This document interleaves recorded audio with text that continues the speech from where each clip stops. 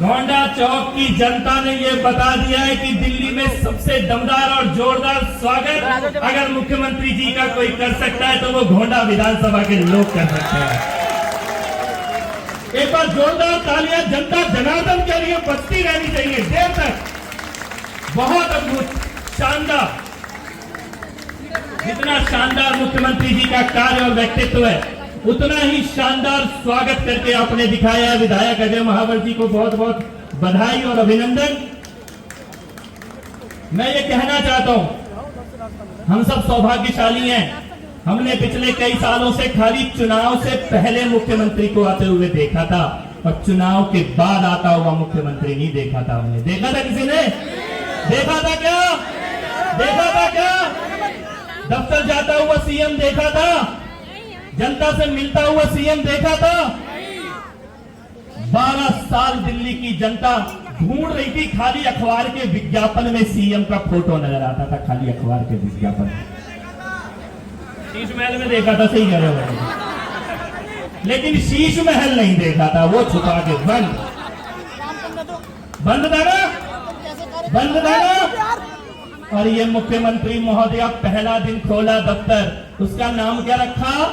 मुख्यमंत्री जन सेवा केंद्र। क्या नाम रखा?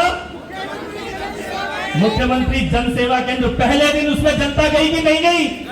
गई कि नहीं गई? मीडिया गई कि नहीं गई? सबके लिए दरवाजे खुले हुए हैं। शीश महल का दरवाजा उसके अपने मंत्री और विधायक के लिए भी नहीं खुला था, और आज भारतीय जनता पार्टी के मुख्यमंत्री के दरवाजे दिल्ली की जनता के लिए 24 घंटे खुले हुए हैं।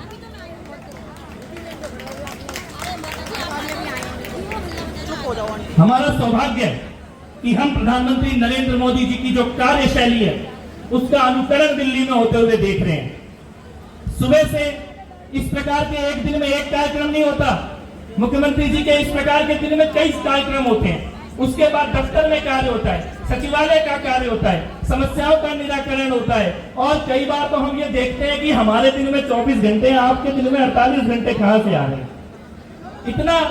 और मैं गवाह हूं इस बात का, और मैं ये बात जानता हूं और आप सब भी जानते हैं। जब हम सचिवालय में गए, मंत्रियों के दफ्तर खोले, मुख्यमंत्री का दफ्तर खोला, इतनी मोटी धूल की परत चढ़ी हुई थी, इतनी मोटी, और हमारे अधिकारीगण कह रहे थे कि ये दरवाजा खुले हुए भी सालों महीनों बीत जाते, कोई आके बैठता नहीं है। और आज पिछले 4 महीने में दिल्ली का मुख्यमंत्री का दफ्तर जितने घंटे खुला है, टोटल मिला के पिछले 12 साल में उतनी देर काम नहीं हुआ था, टोटल मिला के। हम सब सौभाग्यशाली हैं। बहुत बहुत स्वागत मुख्यमंत्री जी आपका उत्तर पूर्वी दिल्ली में, मनोज तिवारी जी के क्षेत्र में। और हम सौभाग्यशाली हैं कि हमें एक ऐसे सांसद मिले हैं जो जनता के नब्ज को समझते हैं, दर्द को समझते हैं। जब दिल्ली में सत्ता नहीं थी तब भी उन्होंने समस्याओं के निराकरण को लेकर अथक प्रयास किए हैं। और आज जमुना पार में मेट्रो चलती हुई दिखाई दे रही है, मेट्रो का निर्माण शुरू हो गया, नेशनल हाईवे का निर्माण शुरू हो गया, सेंट्रल स्कूल जमुना पार में आ रहा है। ये सारे जो प्रयास है इसके लिए जोरदार तालियों के साथ स्वागत और अभिनंदन होना चाहिए सांसद महोदय जी का। हमारे आदरणीय विधायक अजय महावर जी, जिनके नेतृत्व में ये कार्यक्रम हो रहा है, ये भवन का निर्माण हो रहा है। गोंडा विधानसभा में विपक्ष हूं कि दिल्ली के सचिवालय में सबसे ज्यादा अगर कागज लेके, फाइल लेके कोई एक विधायक आता है कि मेरे क्षेत्र की समस्या दूर करो, मेरे क्षेत्र का विकास दूर करो, यहाँ के लोगों की, जनता की सुनो, सबसे ज्यादा अगर कोई चिंतनशील व्यक्ति एक आता है जिसके हाथ में हमेशा किताब भी होती है, वो हमारे विधायक अजय महावर जी हैं। जोरदार तालियों के साथ अभिनंदन होना चाहिए भाई अजय महावर जी का। एक बार जोरदार ये ताली बजती रहे थोड़ी देर तक। हमारे बीच में हमारे बड़े, हम सबके आदर्श, दिल्ली में भारतीय जनता पार्टी के नींव को मजबूत करने का काम जिनके नेतृत्व में हुआ, हमारे सांसद भी रहे और हमारे मंत्री भी रहे, ऐसे आदरणीय श्री लाल बिहारी तिवारी जी, बहुत बहुत अभिनंदन और आभार। आपकी उपस्थिति से हम सबको बल मिलता है।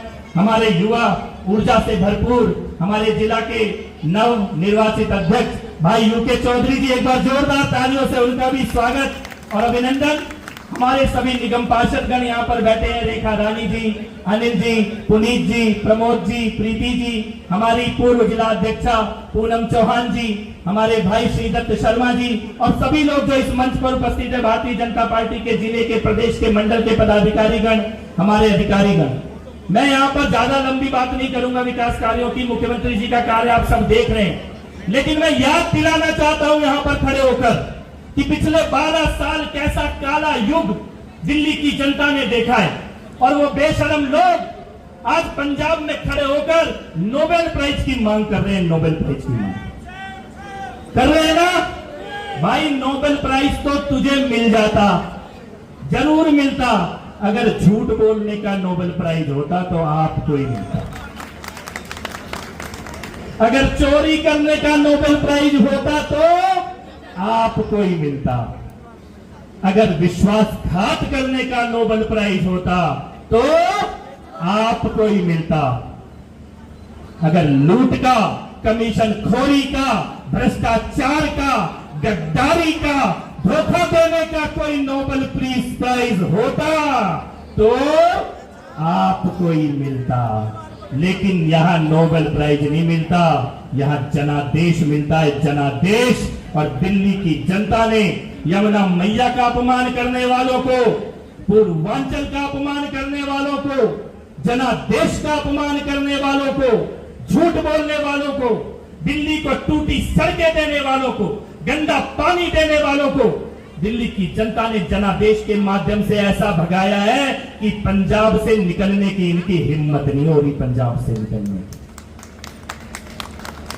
जाके वहां छुप कर बैठे हुए हैं और इनकी फाइलें रोज खुल रही हैं।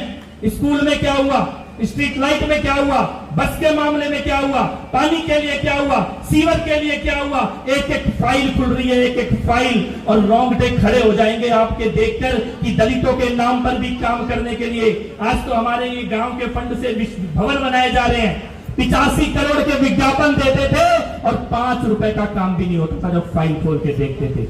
ऐसा काला दौर दिल्ली की जनता ने देखा है। उस पर निर्माण की नींव मुख्यमंत्री महोदया के द्वारा रखी जा रही है।